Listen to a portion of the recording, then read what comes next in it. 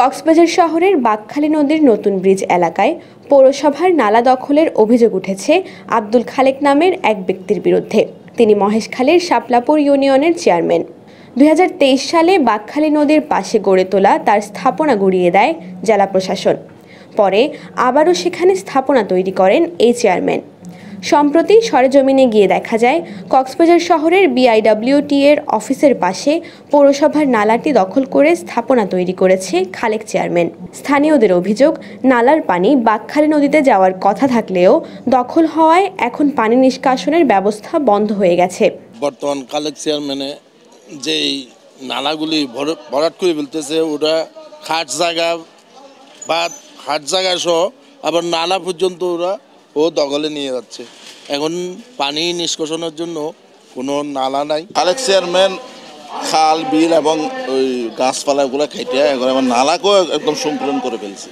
সংকুলন করতে এখন নালা নাই বললে চলে। আমরা চাই যে রাস্তাটা নালাটা বড় হোক, পানিকে নিষ্কাশন করে বাইরে চলে যাক। আর কত সব খাস জমির উপর হন নিজস্ব জায়গা না ওনার। এ বিষয়ে TTN-এর কথা হয় কক্সবাজার পৌরসভার মেয়র মাহবুবুর রহমান চৌধুরীর সাথে। তিনি জানান, আগামী 25 তারিখের পর থেকে চিহ্নিত দখলদারদের বিরুদ্ধে পৌরসভা অভিযান শুরু করবে। জেলা আইনশৃঙ্খলা কমিটি মিটিং আমি উত্থাপন করেছি। আগামী 25 তারিখ থেকে আমাদের অভিযান শুরু হবে। জেলা প্রশাসন স্বাগত জানিয়েছে, পুলিশ সুপার স্বাগত জানিয়েছে এবং যারা ছিল সবাই স্বাগত জানিয়েছে। বিশেষ করে প্রেস ক্লাবের সভাপতি ছিলেন, উনিও স্বাগত জানিয়েছে। আমরা 25 তারিখ থেকে আমাদের অভিযান অব্যাহত রাখবো এবং যতক্ষণ পর্যন্ত আমরা উদ্ধার করতে না পারি ততক্ষণ পর্যন্ত। এদিকে খালেক চেয়ারম্যানের সাথে যোগাযোগ করা হলে তিনি মুঠোফোনে জানান তার প্রতিপক্ষ তাকে নিয়ে ষড়যন্ত্র করছে। তিনি নালা দখল করেননি বলে দাবি করে সংযুক্তি বিচ্ছিন্ন করে দেন।